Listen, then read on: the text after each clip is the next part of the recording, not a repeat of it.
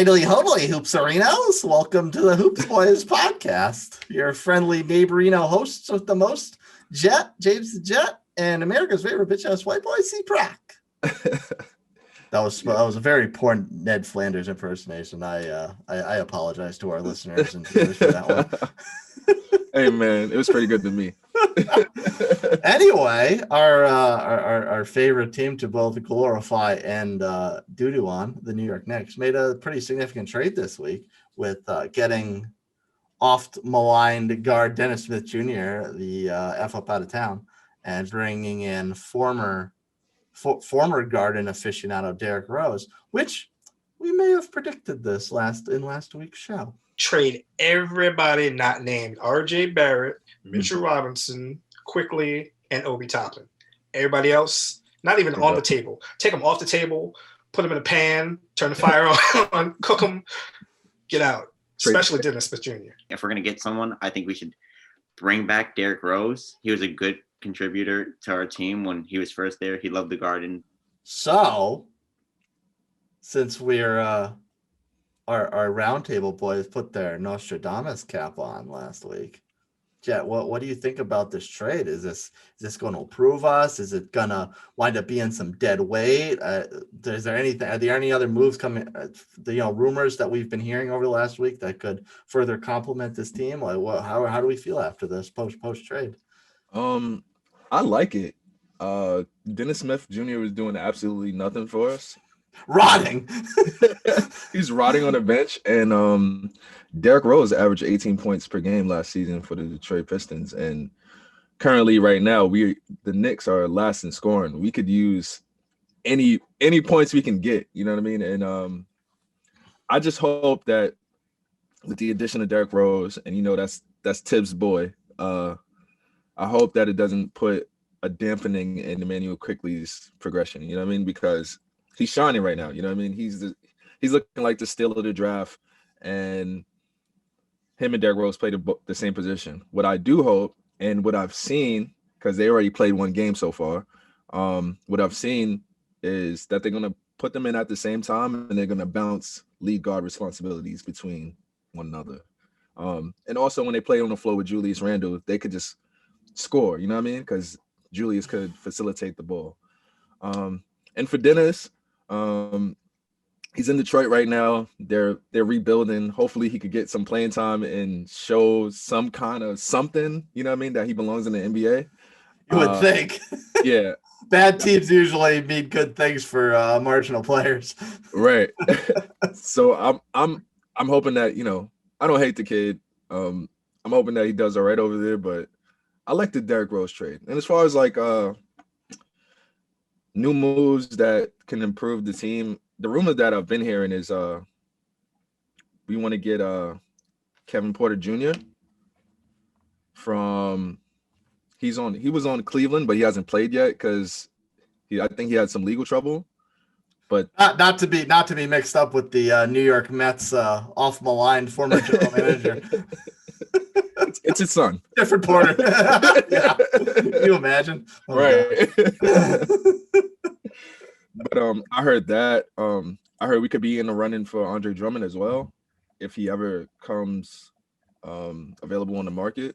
But I hear that the asking price for him, they want a second-round pick with another player that could fill a roster spot for them and still produce. And I mean, I think we can give up a second-round pick, and we have a ton of players that we've been thinking about moving for a couple of years. So I would go out and get Andre Drummond. I feel he would be a tremendous presence for us. I would love something like Andre Drummond in the Garden because I think he would fit into that traditional Knicks big man of old. To get down, do the dirty work, throw some elbows around, hurt some people. I think he would definitely fit into that mentality. But the one problem with Andre Drummond is that getting Andre Drummond would be who's he taking minutes away from? That's likely Mitchell Robinson. Mitch, yeah. I mean, are we in a situation where we're giving up on a good young player who's really played hard for us and put in solid minutes? And the other, if you're going to get Andre Drummond, is it worth getting Andre Drummond if he's going to come off the bench? Exactly. Yeah. No, it's not. I mean, if we could get him like a loaner, you know what I mean, for the rest of the season, because if they're gonna buy him out, if we don't have to trade for him, they're gonna buy him out. We basically just loaning him, borrowing him for the rest of the season. If we could do Yeah. that, then I'm with that for sure. But some long term, I don't know about that because, like you said, we have Mitch. He's young, and he's looking like he's gonna be a very good player. Right. And loaners definitely a legitimate argument to acquiring guys at the deadline too. The one problem with the loaner argument is you have to worry about guys destroying team chemistry.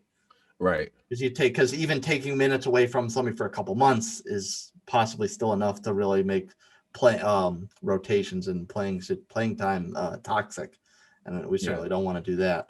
I do like your point about Tibbs, because I mean Derrick Rose's best years were under Tibbs, as an MVP under Tibbs, and I think having that relationship back could probably get the most out of him again. That's a good point. And quickly, like I was looking at, I do worry about that as well, especially that Elfrid Payton is still starting, at least in the one game Derrick Rose has played so far for the Knicks. The one thing I worry about that is I looked at I analyzed the box score a little bit. They both played the same amount of minutes, so they're at least not losing any playing time to Rose. And I do think it kind of, where Derrick Rose is more of a scoring point guard, he does fill a bit of more of a traditional point guard role than quickly, so that really allows quickly to play off the ball more. But they are both scorers. So if they are, like you said, if they are both on the floor at the same time, which is Randall, then they can really play more to their scoring strengths and not have to worry about setting up so much, which, as we discussed on the roundtable last week, if Tibbs' big picture with Randall being more of a distributor is likened to the Joakim Noah days, then that would work too. The other thing I could say as far as them, how they're going to play together, if Payton's going to continue to start, that gives a lot of pop off the bench on a second unit. You could basically wipe the starters, give them all blow at the same time, bring in a fresh five, and they can really get used to, because I mean, when we think of like the all-time best benches in the NBA, I mean, they had that characteristic where five new players could come in and you wouldn't miss a beat because they all had a role. They all worked together. They weren't the same position. They weren't the same type of players because, even in a situation like this, Derrick Rose could play more supportive and let quickly just score and play. Alec Burks obviously is a bit smaller for a three, but he could play the three and still get in there. But I mean, you think about like the Pistons when they were certainly not the current Pistons, PU. Right. The Pistons when they were making the finals every year, when they won their championship, they had this elite bench. And the Sacramento Kings, granted they don't have a championship to their name, but they also had an elite bench. They Hito Turkoglu, Bobby Jackson, way back when. Really dating myself now. Woo.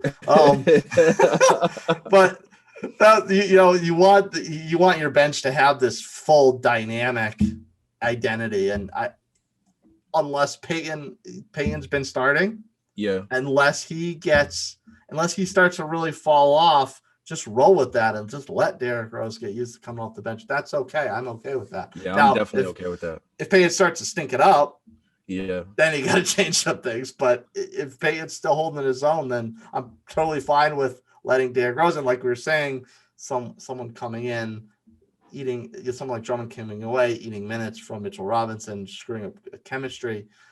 You don't want that to, you don't want to create that situation with Derrick Rose as well. It's like, okay, you're a former MVP, you're a well-known player, you could start now, and then all of a sudden the chemistry gets thrown off in the starting lineup because Payton was starting and now he's not. Right. And something interesting that I saw on Twitter was when Derrick Rose did get signed to the Knicks, they asked Jimmy Butler about, the signing, and he said, very cryptic. Tibbs is getting the old band back together. Well, let's hope that cryptic message does not mean we bring Joakim Noah back, by the way. I pray to God that doesn't happen.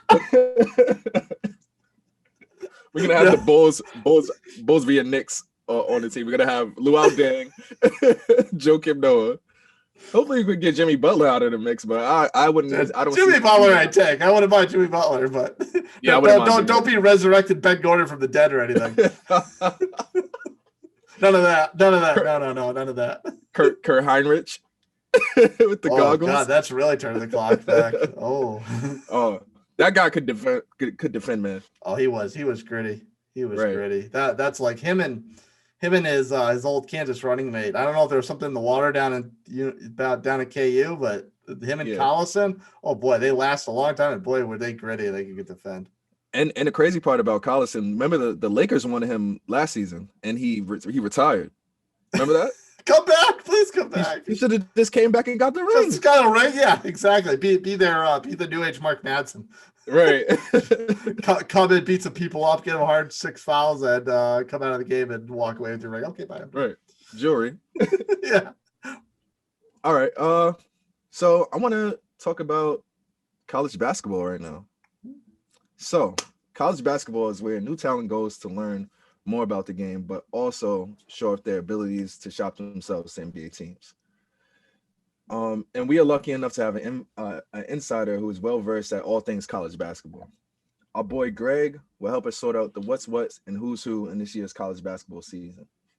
CProc, can you tell us what's going on in the college basketball world? Thanks, Jet. And now we kick it back to the younger circuit of the hoops world. And we bring in someone whose authority on the matter rivals those of the Doug Gottliebs of the world and the Seth Greenbergs and the J twins out of the mothership. Gregors, welcome on the show, and thank you for being our college basketball insider. Pleasure. Thank you, sir. The difference here will be, just to quickly, is that I will tell you how bad Duke really is, where those guys like to sugarcoat it, and I will not. We like that. We like that. Yes. We don't like sugarcoat. We want to stoke the flames in the comments. Well, there you go. That's a good segue to our first question. We do want to discuss the elephant in the room, as it may be. What's wrong with all the blue bloods in college basketball this year? Duke, Carolina, Kansas, Michigan State, Kentucky's just embarrassing. Like, what is wrong with all the schools that we're used to seeing elitism out of? So I think as weird a year as this is with the corona and all that, I think they showed their colors, no pun intended, early on. If you watch them early in the year, if you watched Duke, they lost an early game to Michigan State, who struggled. If you watched Kansas against Kentucky, you could tell early on the talent is not what it was, number one. And we've all gotten used to now, they bring in the freshman class and we just assume it's going to be, Zion Williamson, RJ Barrett. And it was very clear the talent is not there. It's just not there. And, using Duke as an example, they're just not that good. Matthew Hurt is their best player, and it's not a cut on him, but he's a fringe NBA, he'll be an NBA player, I would think, but he's nowhere near a star that they're used to. So when it really, like Jalen Johnson for them he's going to be probably a late lottery pick, but he's been slow in developing. And I don't think the year in particular has helped any of these squads either, because they actually needed the time to adjust. And Kentucky, pointing on that, like Calipari said it, he said it's the poorest job he's done because of scheduling. He didn't give them time to gel. They just didn't have it, and you don't have. And some, like Brandon Boston for Kentucky, when he came in, they're looking at him as a top 5 pick. And now, yes, he will be an NBA player, but he's struggling. And it's not even a guarantee that he's a first round pick at this point. So it's a combination of, how many times do you turn over and assume it's just going to work fluidly, which it hasn't. And the year of the corona hasn't helped. They haven't had time to develop the breaks. And just quite frankly, like in Kentucky, if you saw early on, they had 2 games. They legit shot 0% from 3 in 2 of their first 3 games. That's 0. hard to do. Yes. And Notre Dame, it's funny, who has played a very pivotal point in both of the school seasons, Duke, Kentucky. Very down year for Notre Dame. Nowhere near the same as good of coach as Mike Bray is. That they don't have the talent. Notre Dame went zone on Kentucky, and I saw it right then. They had a blueprint. Kentucky can't shoot. They just can't shoot the ball. So Kentucky's athleticism, they made a furious comeback late in the second half, but they can't shoot. And basketball, let's be simple. We've talked the NBA, the Knicks, how for years they can't shoot. That you have to score. So no matter how good athletes you have, they're struggling, and it really comes down to that. They don't have the perimeter talent. Quickly's gone from last year, who stretched the floor. They don't have it. So as much as it's an anomaly in a sense that we don't expect this regularly, when you really dig deep, the talent level is not there. And same with the Blue Bloods. Kansas is not a bad program by any means, but you can't lose Devin Dotson and Azubuike. They're big, the most dominant big guy last year, and your point guard, and just assume you're going to win the Big 12 every year, which amazingly they've won so many times. So I really think it comes down to that. The talent is either A, not developed yet, or B, it's just, in Duke's case, it's not there. You can't assume every year that all these kids are going to be first round picks. And so I think it really just comes down to that. And Michigan State, for example, so I think they're a little bit different. I think Michigan State, we're talking about, the Big Ten is by far the best conference. It's a battle every night. The Corona, they've had pauses. Izzo had a very interesting quote. He said, it's not the best year to be struggling at the point. Cassius Winston leaves. It's no fault of anything. And Rocket Watts, who's one of their best players, he was their de facto point guard. He actually asked out of the duties. He's just better off the ball. He's not comfortable. So they have talent. They turn the ball over at an alarming rate, and that's going to be a problem. But I do think they're representative of the Big Ten. If they hold on and get into the tournament, I don't see them making a Final Four run by any means, but I think every team in that conference will be well served to get out of that gauntlet every night. But when you get back to Duke, Kentucky, it's really just that. There's talent, but they're just not that good this year. And a follow-up on that, it's becomes known, I don't know, so much more recently just with players leaving earlier, or this is more of a historic thing, but the Big Ten usually does tend to win games more consistently by grinding them out and playing tougher, playing more low-scoring games versus the ACC, the SEC, the Big 12. They like to get on and run, certainly the Pac-12. So do you think that the lack of talent in those such conferences has attributed to the Big Ten rising to the cream of the crop, because now it kind of levels out that everyone else has to play like the Big Ten plays, and the Big Ten's like, okay, well, this is what we just do. I think the Big Ten, it's a combination. I think they've, using Illinois as an example, Dosunmu, the point guard, they have Kofi Coburn, you have Michigan, they're big freshmen. They do have talent. And I think it's a combination, like look at Iowa with Luke Garza. I think it's a combination. They do have talent, and they're not, the Big Ten is not as good at programs as they have. They're not the one and done schools that Duke's become that now, and not Kentucky. So I think you have a combination. You have high-end talent, and kind of like, if I made a comparison, like with UConn with Calhoun back in the day, they usually didn't get the top 5 guys. They got the 20 to 30 range, which the star is going to be there at least 2-3 years. And I think you're seeing more of that in the Big Ten. So you have big-time talent, but not the kids that are necessarily going to leave within a year or two. So you have schools like Wisconsin, Iowa, they're recruiting that way. And I think it to some degree, you're seeing more success out of a program because of that. Right. If you look at some of these top schools, Kentucky, I mean, it's amazing they've done that, but you can't expect to bring in a new class every year and finish in the Final Four. I think the Big Ten is more. They're looking for the top end talent, but they're also looking for the guys that aren't gone in 2 days. And I think it's a combination of.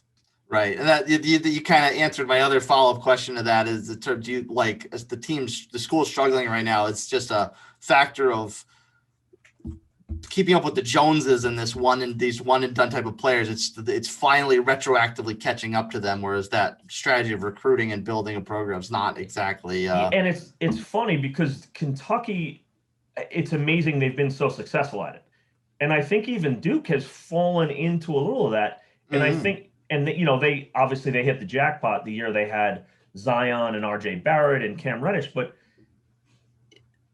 Kentucky's like you're not as good at Kentucky as that. Kentucky, the kids go there knowing Calipari's honest. We're going to get you the pros. That's their goal. I heard De'Aaron Fox say the year when they lost. Correct me if I'm wrong. I think it actually was to Duke, a heartbreaker to get to Carolina, and like De'Aaron Fox tells a story. Calipari comes in the locker room. He's like, I love you guys. You guys are awesome. Don't even think any one of you are coming back. You're gone. And it's not that he doesn't like the kids. It's like he's very upfront and frank. Like, I'm getting you the NBA. That's why you're here. Yeah. And we'll succeed based off of your guys' talent. So they are the program for that. And I think Duke has fallen into, well, are we Kentucky or are we just, you know what I mean? I think Duke's a little in the middle. Yeah. Yeah. You're not as good at Kentucky as it. So the class with Zion and Barrett, I think that's more an anomaly than. So now this year, like Hurt's a good player, and Jalen Johnson will be a lottery pick, but it's not Zion. Right. It's not player of the year, and a lot of these kids would probably be better served having another year. But yeah, so I think they're kind of caught in the middle. And even as much as I said earlier that the program, it's just the talent isn't there. The year hasn't helped. It definitely hasn't. The pauses. These are young kids. They're not used to this competition. The grind of bigger kids. So a lot of factors at hand, but they're definitely down. It's a real thing. Right, and that transitions to our next question. With the absence of the typical big boys, as far as who's left, as far as the cream of the crop, is that with everyone else kind of falling back a ways, is this Gonzaga's year to finally grab the trophy? Is Baylor in a position where Baylor's taken someone else's place? So I think when you look at that, let me harken back to last year. It's such a shame. I think last year would have been one of the best tournaments ever happened. So Gonzaga and Baylor were right in that mix last year, but there were others with them, with Dayton. The only bad thing this year for the sport is that I really do think Gonzaga and Baylor they're a level ahead of everybody else. Significant. Like most years, even with the top teams, you'll put 8. They are on a level on their own. There's no two ways about it. So to beat them, Gonzaga, starting with them, they have when people think Gonzaga, which is not the right narrative, but they think of, team disappoints. They now have Jalen Suggs, the freshman point guard, and he's the real deal. He's the best player they've, in my lifetime, I think, that has ever been there. Like, he's the real deal. So, what you might have lacked prior, you have him, you have Corey Kispert. Getting back to what we said with Duke, with coaches like Mark Few and Gonzaga, they're building programs. They're bringing international kids. They're bringing kids who minus Suggs. He's an anomaly, but they're going to be there 3-4 years.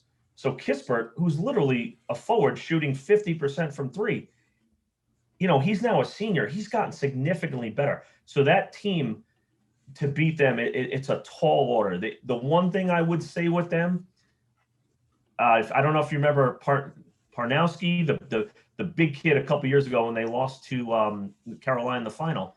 They don't have a dominant inside presence, but that being said, they're really good. Baylor on the other side is good luck with that. They are the team that you're on the other side and it's a nightmare. They're going to the living daylights out of you. They are fierce, tenacious, guard driven. They are, I don't want to say unbeatable because they go through stretches offensively where they're sluggish, I would say. but they're a nightmare to play. So I do think those two teams are on a level of their own this year. Again, no one's unbeatable. I can give you a handful of squads that, might match up better, but make no mistake, those two are the cream of the crop by a wide margin. As a matter of fact, I saw a stat there. So Baylor has won, and I forget the exact number. Let's call it 10 straight games by 8 or more points. It's the first team to have done that since the UNLV Larry Johnson squad. Like, just to put it in comparison, they're the real deal. So offensively, they have nights they're sluggish, like I said, but they're a nightmare. And we talked about the Big Ten earlier, like even Illinois. Look like you could see every possession of the year that they hated life. That's what Baylor does to you. So those two are clearly above everyone else. Clearly. And as far as the best of the rest, we keep beating the Big Ten into the ground. Michigan, OSU, Villanova, who of course has famously won a championship in recent memory. They're still at the top. Oklahoma's been a top 10 school. Is there anyone else in that best of the rest category that is in this mix with Gonzaga and Baylor? So a game that caught my interest early in the year, West Virginia. So West Virginia just pulled off a sweep of Texas Tech in the last few weeks, who's a very good squad. West Virginia they lost by 5 to Gonzaga early in the year. That's the squad that, like any team, there's a weakness, a strength. Gonzaga's lack of interior presence on D, I think West Virginia is the type of squad that in a tournament, that's who they that's who they would not want to face up against. And I think, like in Gonzaga's, I used the UNLV reference earlier. The thing I'd worry about is early in the year, they were tested. They played some big out-of-conference games, Iowa, West Virginia. But the conference schedule for them has been soft this year. And even BYU, who's a tournament team, they're not BYU last year. So my question is, what happens when they get hit in the face come tournament time? Because they haven't been challenged in a long time now. So you get a big boy team like West Virginia who can score in the paint, and their interior defense is their weakness. Again, they cover it up because they shoot the lights out, and Suggs is, in my estimation, best point guard in the nation. But there are teams like West Virginia, like I would say to Gonzaga, would be a problem. We talk about Baylor in the same token. So Nova is not as good as the couple tournament teams. It's easy for us the last few years, Nova. But their upside is pretty high. So they lose to St. John's, who's put a nice second half together, tenacious on D. Then they come out against Marquette the other night and are basically a one-possession game until halftime, and they hit about 10 threes in 11 possessions.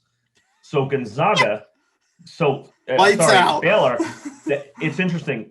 If I'm Baylor, Nova's the team I don't want to play, because I feel like you have to shoot the three against Baylor. If you try to go in the paint and play with them, they'll turn you over 1,000 times. So Nova, again, it's not a huge upset because they're on the 1-2 line, but they pose a threat to Baylor from that. I think you're going to have to shoot from 3 and don't play to Baylor's strength. They'll turn you over 100 times. Now, conversely, if you were to flip those opponents against each of these new cream of the crops, do they present similar challenges to the other school, or are their strengths strictly restricted to Gonzaga drawing West Virginia, Nova drawing Baylor? We're looking for reasons to not like Gonzaga and Baylor here. They're we're used to having our hearts ripped out. No, they're loaded. They really are. Like, I actually think Gonzaga's upside is the highest by far of any team in the nation, by far. The Ken Pom ratings, which I don't know, I love Ken Pom. That to me, that's the best statistical analysis of them. And Baylor are 1 and 2, and they're 2 and 3 over the last 20 years. Just to go to show you how strong these teams are. So, like I said, we're looking for reasons to go against them. But I would say that Baylor, to me, especially, it's scheduled. I mean, the Big 12 is a really good conference. They're up against big boys every night, and I have more faith in them because of that, because I just think Gonzaga hasn't played so. You get into the second round and all of a sudden it's like, oh, we're in a one position game. We haven't been this way since November. Yeah, you forget how to do it. Honestly, I think that could be an issue for them. But the talent level on those two is far and above everyone else. And that's not something that's going to get resolved from playing your WAC conference. Exactly. And you don't see it. Like even the BYU game the other night, BYU last year, which is a shame the tourney was canceled. They were a Sweet 16 team and maybe better. They could shoot the ball, the lights out. They're decent, but it's not last year's squad. So they're just not facing that competition right now. Well, I think Baylor comes in battle tested, and Baylor is just, like I said, they're a nightmare to play. Right. As far as upsets are concerned, of course, tournament time comes around. We're always looking for who's the Cinderella. Teams like Houston, Texas Tech, Illinois, we've talked about a little bit already, or maybe someone that I'm not even thinking about. It's someone that's buried down in some mid-major conference. Is there anyone out there that can shock the world, so to speak? So, hearkening back to a few years ago, I think today is the noon game today in the Missouri Valley is a very good indicator of what. So Drake versus Loyola Chicago. Those two teams are very, very good. And even like I was talking about the Ken Palm ratings, Loyola Chicago, which I think is a little overstated because of their lack of competition on a whole, but they're like ranked like 11 or 12 in that. So those two teams are both one-loss squads. I think those are, that's a conference over the years. If you just look historically, they provide good teams. They are your fundamentally sound. They do everything right. And Loyola Chicago went to the Final Four. I don't know if I would. So that was the Sister Mary team or whatever. Sister Mary, exactly. Yeah. So they're right back in the mix. And Crow, their big freshman from that year, he's their best player. So those two teams are playing each other today. I would say for deep sleepers, you go right there. I mean, those teams are very, very good basketball teams. And on the same tone, we talked about the Blue Bloods, where a lot of these programs, as talented as they are, they're kids. So you got to remember that. With these Loyola Chicagos and some of these squads, like they're built to make a run every 3-4 years. So when they get to this third, fourth year, these are battle-tested, talented kids who are they're kind of men against boys. So not questioning whether they belong out there. Correct. So I would put those two right in the mix. You brought up Houston. I think Houston, I think we think of them as a sleeper, but they're kind of not. And once again, on that same topic, their two best players, they brought in Quentin Grimes from Kansas, who I don't want to say was a flop at Kansas, but he was similar to what we're talking about. These kids there was supposed to be a lottery pick his first year, and he struggled. And it took a couple of years to get it together. He transferred. So they have him, and they have Dejan Giroux, who transferred from UMass, another high prospect. Again, took time to develop, but now Kelvin Sampson, who's legit, excellent coach, has these two at the top of the league, and they're good. They're very good. And again, they're senior laden, they're the upperclassmen. So I think they're a legit threat. That's not a sleeper per se because they're an American. They're actually really good. Yeah. Yeah. But I would say you're deep. The Missouri Valley guys, like you watch them. Belmont, another one. Belmont, another team that just keeps cranking wins, and you watch them and they shoot the ball well. I keep an eye on Belmont. That NEC. Yeah, keep an eye on Belmont. Keep an eye on Belmont. We will. They are now. Belmont, granted that they are from the NEC, which is a conference historically that doesn't get higher than a 15 seed.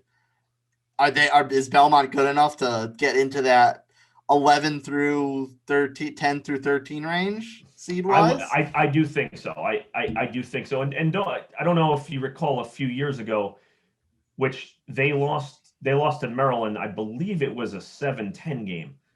So Belmont has gotten respect the last number of years. They lost a heartbreaker. They led most of the game, Maryland. So I wouldn't say Dylan Windler, who's playing for the Cavs now, was their best player. They don't have him, but it's an example of a program who does it the right way.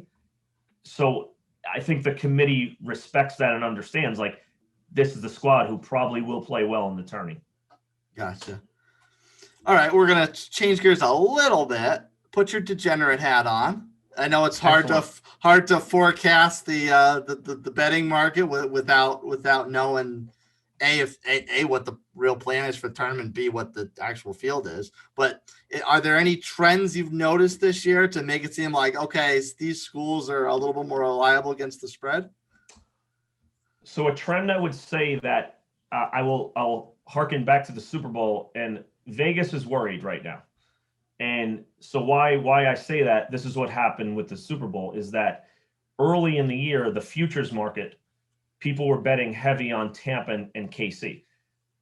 So what the one outcome that Vegas did not want was exactly what happened, KC and Tampa in the Super Bowl. You've seen a lot of that with Baylor and Gonzaga. So I would say, like, first off, Vegas is praying that one of those two teams does not make the final, because they've been bet heavily. That is the, and I think that, Vegas is a very good indicator. They get it that it's a different year. These two teams are far and above the rest of the squads. Again, it's college, it's one game, but I would say that is the prevailing Vegas trend now, because it's so unpredictable. So playing into that, conference tourneys, there's a debate up until the last few weeks. We're not sure that every conference tourney is actually going to happen. Oh. So the thought is, like a Gonzaga, I don't think they will sit it out, but some of these schools, it may be the wise decision for them to say, you know what, we don't want to go play the conference tourney. We have nothing to gain by it. And if one of their two best players catches COVID, guess what? They're now in trouble for the tourney. So it's as unpredictable a market as far as the tourney and betting from that perspective. Like, nobody knows, are the conference tourneys going to go off? So, I mean, it's really a wild card from that perspective. Like, it's really as touch and go, minus the futures market, which was bet heavily with those two squads. Good luck on the rest. I mean, they're guessing as much as we are how this unfolds. Are there replacement teams in the tournament if a squad goes out? So, I mean, it's an omnipresent factor right now. And how does that get navigated? I think they're guessing as we all are. Right. Vegas needs the field, and Vegas needs the field. Right. And which could wind up meaning a lot of upsets. If Gonzaga and Baylor run the table, then maybe the tournament's ripe for some lopsided victories. Yeah, it's really interesting from that. So on that same token, when we're talking about if they, and this is now a concern that's been brought up, Gonzaga, use those two schools. They have nothing to play for, especially Gonzaga, who their conference may get, BYU's probably get in, probably 2, maybe 3 teams at most. What if Gonzaga says we're not going to play the tournament? Well, they would almost definitely get the automatic bid. So, I mean, it's really so unpredictable. And even the conference tourneys, which there's heavy action on in Vegas, there's so many wild cards right now. Like, it really is a touch and go day by day. So Vegas doesn't like unpredictability. Right. They have it right now. So they're concerned. Yeah. They're very concerned. Yeah. Yeah. My Jet and I often lament on our Knicks fanhoods throughout our past shows. So we're going to grace you with the same liberty right now and lament a little bit on UConn. What's the status of this rebuilding process they had to go to? Are they close to being maybe not even the UConn teams of old, but even somewhat remotely close to that? Where's the progress of the Huskies? So I think in totality, the UConn has recently been hit hard by the coronavirus. They've had guys out. There was a game 3 weeks ago, where a ref in the game, he tested positive, so they had to cancel the next 2 games. And James Bouknight, who's a most likely lottery player, he's been out. So if you look at the last 2-3 weeks, that's not representative of what they are. They haven't played well. They've struggled without him. UConn is definitely on the upswing. Danny Hurley has, you can feel, it's palpable, the difference in the program. they have to get through the muddy waters for this year. You know, they're right now would be considered probably last four in, first four out. But I think on a whole, once you get book night back, and even if, God forbid, that doesn't happen this year, the program is definitely, the recruits are coming back. And it was a tough thing a few years ago in that Kevin Ollie, who's, you know, beloved, and he had a nasty divorce, but you never saw, you had people leaving UConn, you know, by the numbers, and that's not happening anymore. So UConn has now become, I don't want to say what it was with Calhoun, but the program, as far as from recruiting, kids are wanting to come there again. So the arrow is definitely up. And I think even this year, if they get book night back, they'd be someone you'd fear in the tourney, like USC, who's now projected in like they did the first 16 unveil, who's in it. They beat USC. So UConn is a team sleeper, all that, if healthy. The upside is there. It is. So I would say in a whole that there's better days ahead for UConn, even with the struggles this year. It's part schedule, it's part injury. Yes, the arrow is up, just like the Knicks for the first time since 1872. Right. Yes. Doubling down on your Kevin Ollie point. You know, the argument always is, it's like, okay, you won a ring, but it wasn't with his guys, blah, blah, blah, blah. It was the toxicity of Kevin Ollie really a factor in why UConn wound up in the toilet like they did? That you know what? That's a really good question. You know, there's been lawsuits left and right over this, and I think both parties to some degree have kept it close to the vest what's really happened. The only thing I can go off of without inside knowledge, and again, it's not to kill Kevin Ollie, is that you had a lot of guys transferring out of the program. Why that is, I don't know, and I'm not putting the blame on Ollie, but you'd have to say that's a red flag. So regardless of the bickering between the administration and Ollie, that's a red flag for any program. So why they did, we can't answer that, but UConn never had that. You know, people were begging to play for them. Yeah. And then you're having 4 or 5 guys in 1 year transfer out. Again, you know, I don't like kicking someone when they're down, and Ollie was a great player, but I guess you just have to fall in the question, how does that happen? Right. I don't think anyone knows the answer. Now, to close things out, we are an NBA show, so let's take it back to the pros. You've already mentioned several players already that probably have high ambition level prospects to turn pro after this season. Who right now in the college circuit is in that level of being a potential high lottery player to turn around someone like the Pistons or the Timberwolves or any of these teams down in the cellar of the NBA? So there's a few, but I would say the one guy they're definitely thinking is a franchise guy for sure is Cade Cunningham from Oklahoma State. So I think I'm making comparison because they're both lefty, but he reminds me of a Ben Simmons, part because he's lefty, better shooter, but where Ben Simmons, when he was at LSU, you didn't see his full talent because the talent around him didn't. I think Cade Cunningham, green light in the NBA, better spacing. I think he's the real deal. I think he'll be. Again, I'm trying to draw a comparison. A better Ben Simmons. Size-wise, too, is he a mismatch like Ben Simmons is? He's like a similar. He'll be like a point forward. He's not a traditional point. Like I wouldn't like Jalen Suggs from Gonzaga. He's your point guard. I mean, a team like the Knicks, he would be a godsend for. He would change the franchise. Whereas Cade Cunningham is a little like in that Ben Simmons range. Again, a better shooter. Not to cut on Simmons because he's a phenomenal all-around player, but he's kind of that barn. Yeah.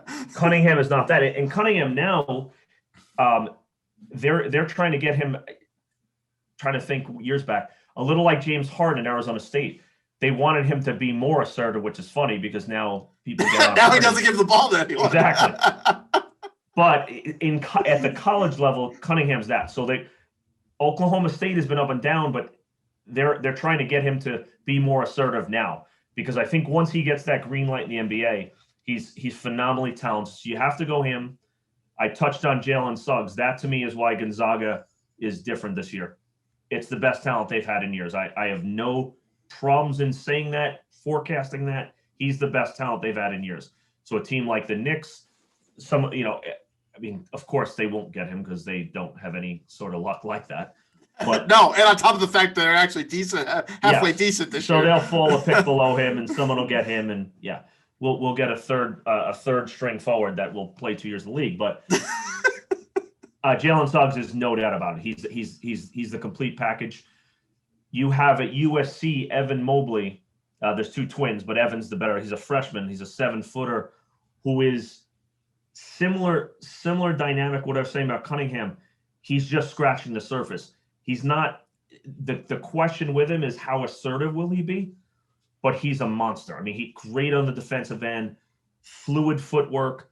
So those three to me will definitely be right at the top, and they will be different. So it's a strong year. On the flip side of that, they say Jalen Green, there's a couple of guys that have opted out of college and have gone straight to the G League. The word is good out of these camps, but who's to say? I mean, even NBA scouts are saying right now they're not seeing, because of, again, the coronavirus, they haven't scouted up front and personal 1% of what they usually do. But what it's shaping out to be, even with those college kids, I think you're looking at a strong draft. Okay. Much stronger than last year. That would be good. And that scouts doubt, if you will, is also, of course, granted, different sport, is what's also happening with the NFL right now with the combine not happening, and the scouts can't get a good pair of eyes on anybody. So I would totally be believable to me for the NBA to have similar. So with that being said, like, we hear great things of some of these kids, but like I said, Suggs, just go with those three: Suggs, Cunningham, Mobley. I don't see how anyway they're not top 5 picks. And even like comparing last year, like Anthony Edwards, you saw flashes. Like, he played a game against Michigan State. He put up, I think, 32 in the second half. Inconsistent all year, though. These three kids, I'd be shocked if they're not stud NBA players. There's just an ease to their game. And so I think as far as those kids, and they should all be in the tourney, you're going to see a nice product, and teams will be happy to see them in a competitive environment like that. But yeah, they're the real deal. Very, very pretty and graceful to watch. Yes, the real deal. And Suggs is my favorite. I think it's because of our Knick fandom and just how bad we need in the guard. He seems like a really nice kid as well. Eye in the sky, please. It's just yeah. I'm still upset about not getting the 2 pick in John Morant, but it is what it is. Yeah. I don't hate Barrett, but we need a guard. Yeah. Yeah. Well, Gregors, thank you very much. This is very insightful. Hopefully our listeners and viewers will put some of this information in the back of their minds for when they're filling out their office pools. And there's again, this is unlike any years, that there'll be a million updates to come as well. So, I mean, we have a firm idea at this point of who's who, but again, the uncertain nature of the medical climate, and who the heck knows. So more to come. Absolutely, I believe that, and to take on that, I hope you'll be back at a later point to discuss the tournament field whenever it may be. Hopefully, when it does be. Favorite time of the year, more than willing. All right, thank you so much again. And next up, Jet and I are going to discuss who might the current king of the NBA be. Stay tuned.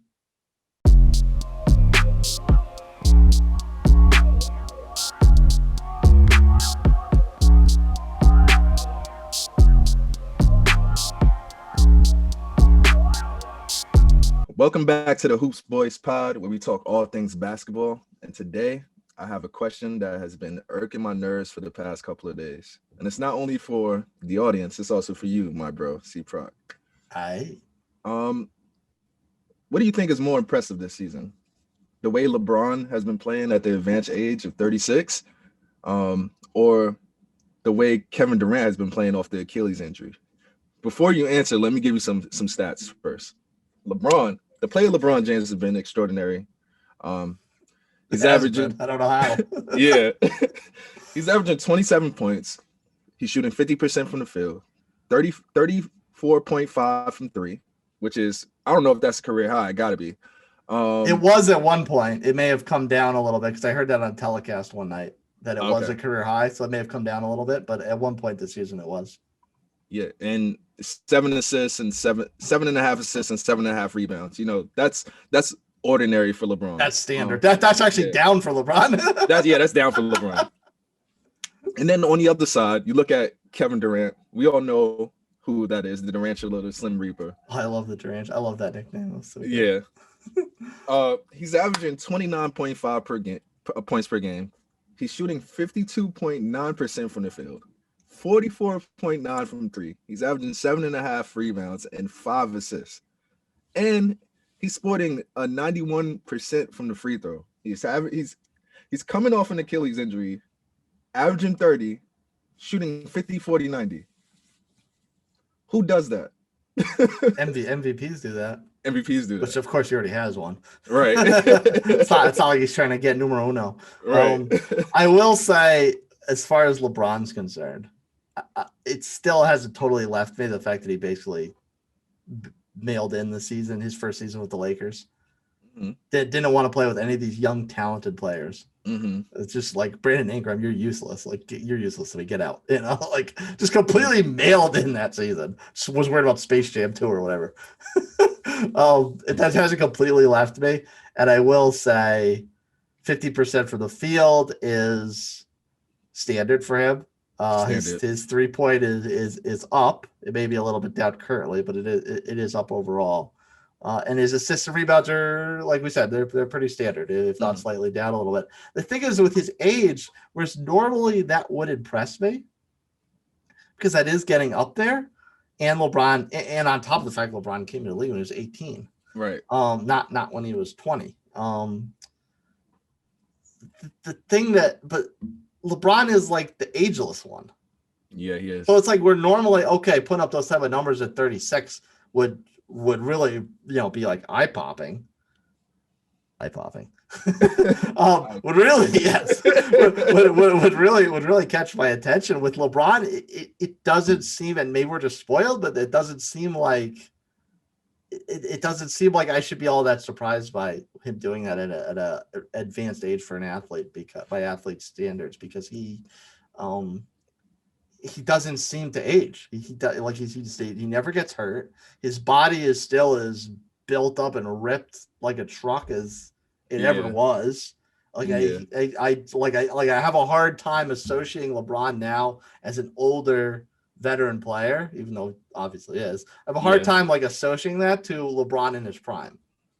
All right, so let me ask you another question. Do you think a lot of fans of the NBA, casual and diehard fans, have LeBron fatigue? And what I mean by that is, you see him do these amazing things every day, every night, and go into playoffs and go crazy and all this and that third, take his team deep, win championships, and we're just this is just he does. Must be a day ending in Y.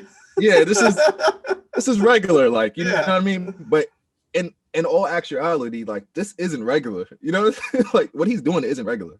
You know what I'm saying? To be this good for this long, this late into someone's career should not be regular. And it shouldn't be regular. I think the fatigue is also due to the fact that we just saw him in the finals every single year. Every year. Aside from when the Raptors won, which of course was the year he took off with the Lakers, tie things together. Groin injury. Yeah. Exactly. I took 3 months off to film Space Jam 2, but my groin is hurt. Yeah. Groin injury, meaning I banged too much roadies. I'm not trying to destroy his life or his marriage. I don't have any evidence of that. Don't ignore me. Black men don't cheat. Black don't crack. Fatigue.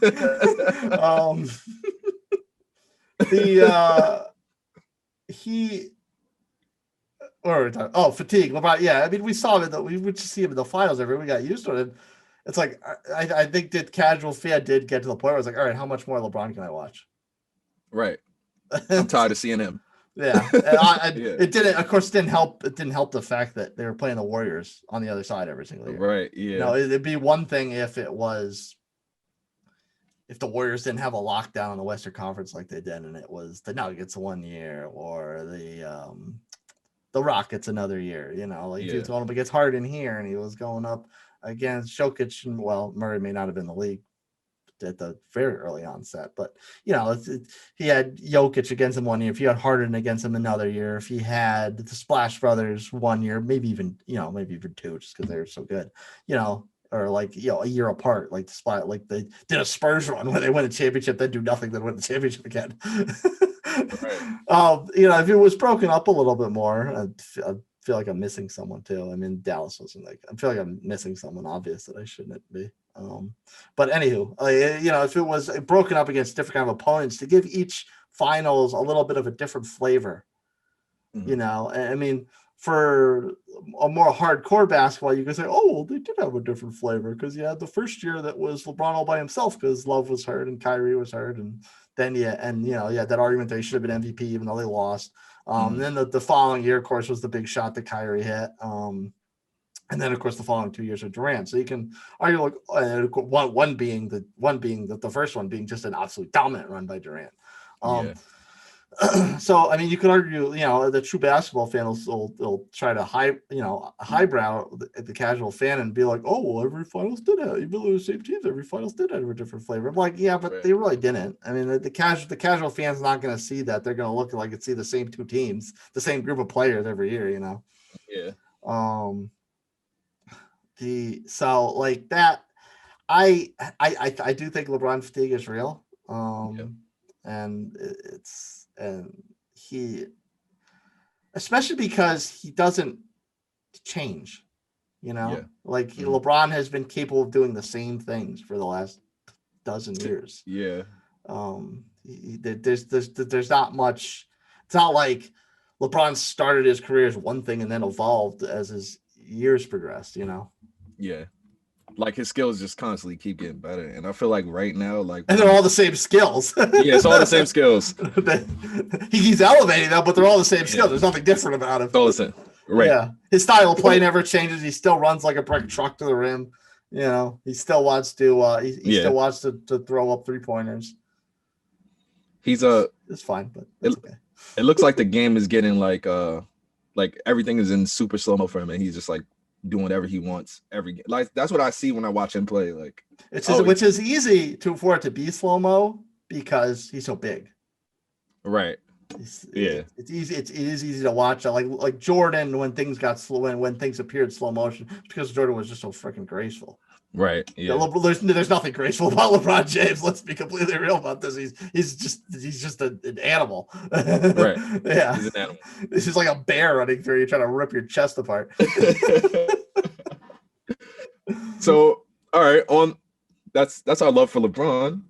But on the other side of that coin, how do you feel about KD and what he's been doing, what he's been able to do in his epic return? My tarantula. I'm not gonna lie, I do like the Slim Reaper. I think the Slim Reaper does fit now that he primarily wears black as his team's primary jersey color. Yeah. But I will always love the tarantula just because he's so freaking long. The tarantula is elite. Yeah. Scoring wise, it's a lot. 30 points a game is a lot. It's certainly nothing out of the ordinary, or maybe even a little lower than what we've been accustomed to seeing Durant put up over the years. Shooting wise, I mean, overall, that's 50% is, again, that's what I've been accustomed to seeing Kevin Durant. The threes is what's impressive to me. He's always been someone with elite range. He can shoot from anywhere. He can shoot from the other team's bench. But 45% that's a lot. That's like Steph Curry, Steve Nash, heyday MVP years, like automatic threes. That's like Peja Stojakovic, just automatic in the corner, you know. And rebounds are such a standard Durant. That doesn't jump out of me well. So I mean, statistically, the only number that really jumps out is his 3-point shooting. And what else? The other thing that jumps out to me about Durant's season is the eye test. He just looks like He looks that fine. finals Durant. He looks like that finals Durant. That the first one, not the second one. The first one when he first joined the Warriors, and they just lost only that one game. They just ran all the way through. Which I'm still upset they lost that one game. That team deserved a perfect run. No, they did. you don't need a gentleman's victory. Screw that. I want to see a sweep. I want to see an undefeated playoff run. Right. Bring the brooms out. Yeah. That eye test of like, not only can we look at a stat, you look at a box score and see dominance, we can also see dominance just with our own two eyes. And like, there's no one that's on this man's level right now. I will say Achilles is a terrible injury to come back from a basketball player. That being said, he did have an entire year off. He did. So like he planned to have that year off. So it's not like this was rushed back and all of a sudden he didn't miss a step. He took a lot of time to rehab, justifiably so. I think he did it smart. I think he played that smart, especially going to Brooklyn, knowing Brooklyn wasn't exactly, had a stone cold lock on a playoff spot. Right. They were kind of mercurial towards the bottom half of the conference, or bottom half of the playoff part of the conference. So I think he played that completely well, and it paid off for him. And I think between the two of them, not because of LeBron fatigue, but just because of the fact that I've never seen a drop off from LeBron. So the age doesn't really, it doesn't really make my spidey sense tingle. I get you. I think I'm gonna go more at Durant, just because he's, regardless of the injury, he's just got this aura about him this year that just looks like that Kevin Durant Finals MVP on unstoppable mode. Yeah. That being said, I will not say right now. I don't think he's a runaway MVP right now, because I think Joel Embiid is still in the mix. I think Donovan Mitchell is still in the mix. Yep. And LeBron, and of course LeBron. I would like to say that I want to marry your sentiment about KD. I feel like being the person that tore his Achilles. Right, you did. I know how hard that injury is to come back from. I know how long the rehab process is, and he's a professional athlete. He's used to doing certain things on the court, and when you have an injury like that, it's just like, like, damn, will I ever be the same? That's the thoughts that constantly went through my head. And I know it definitely went through his head, because you're not a professional athlete. I'm not a professional athlete. So, and that injury is supposed to be like, if you're an athlete, especially a basketball player, and you get that injury, you're supposed to be finished. Right. You know what I mean? Done. Yeah. Snapped off. It's a couple of people. Yeah, bro. It's a couple of people that we've seen come back and look okay, like Rudy Gay. Rudy Gay tore his Achilles. He came back. He's still playing decently. But we never seen anything like this. No. Never seen somebody come off an Achilles injury and average 30. You know what I'm saying? Like, I've never seen that. They really, what's funny? The Nets really are kind of our injury brethren, as much as it despises me to say that, because of course we're Knicks fans. But they really are injury brethren, because between you and Durant's Achilles and Jeff Green's heart and my heart. we should be tremendous fans of this team, right? Yeah, exactly. And instead of we just hate them with every fiber of our being. Right. Oh man. But yeah, my choice would definitely be KD as well. Not a slight to LeBron. What LeBron doing is amazing. He's 36 years old. He's outplaying people half his age. You know what I'm saying? Like, shouts out to LeBron. But for this particular question, I think what KD is doing is just, it trumps everything for me. Mind you, considering the fact that LeBron's B player on that team is someone that could be their A player, maybe even should be their A player. LeBron could take a backseat and let AD be the man and play more of a subservient role, and maybe LeBron gets another 2 years out of his career, 2 or 3 years out of his career. Which at this point, LeBron's longevity on his career might be like Tom Brady. He might just play till he's 50. But bro, the way it's looking, I don't know. It could happen. It could happen. I mean, I wouldn't be surprised. Yeah, LeBron at 36 looks like he's 27. So when is LeBron going to look 36 when he's 40? When he's 44? Right. I didn't. And Do what that. is- I what didn't is- do that math in my head. So the comment warriors, social No. media trolls, leave me alone. Right. We're not no mathematicians out here. Well, I Chase is. just throw numbers out. I just throw numbers at the wall and hope they stick. Right. King of the NBA. Yeah.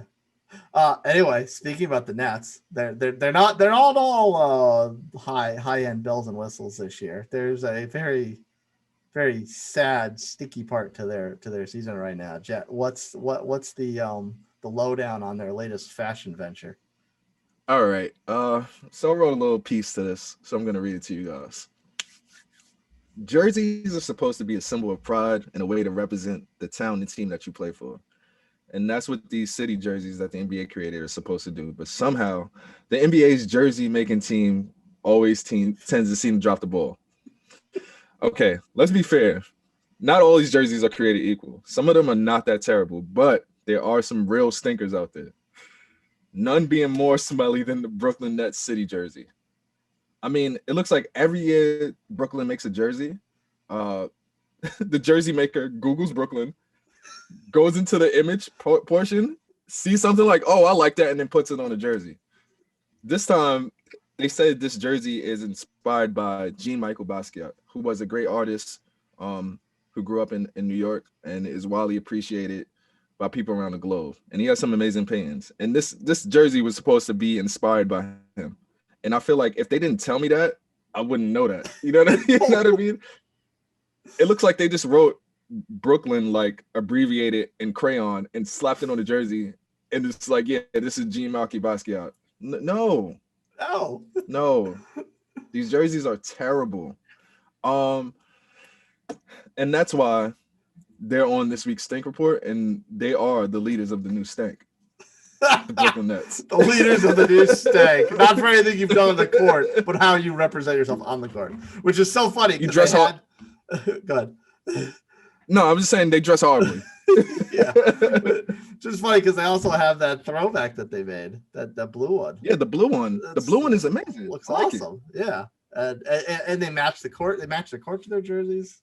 Come on, man. But it's funny you liken it to crayons because my thought when I look at it is they're like those chalk things, those street chalk things that you have as a kid and you're drawing flowers and sunshine on the freaking pavement.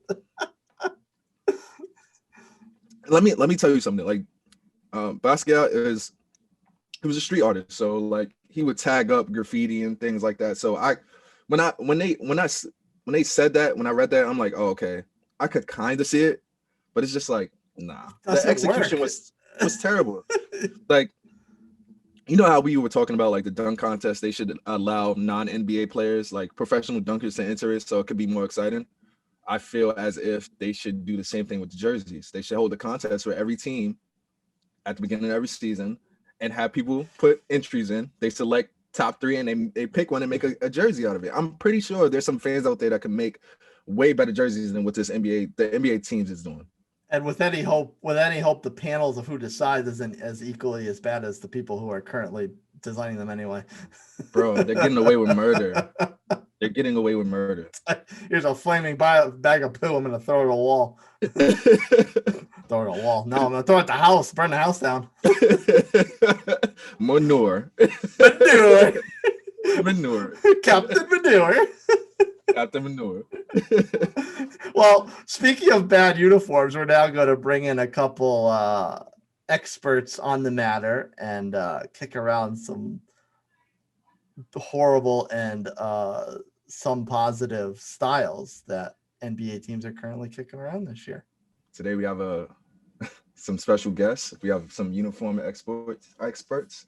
My boy Rusty Chambers and my boy Shaw Jameson. We want to ask them some questions about these terrible jerseys in the association. They're terrible, man. They're terrible.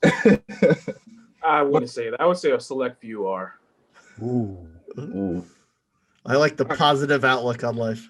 All right, so since you don't think all the jerseys are terrible, I want to start with you, Shad.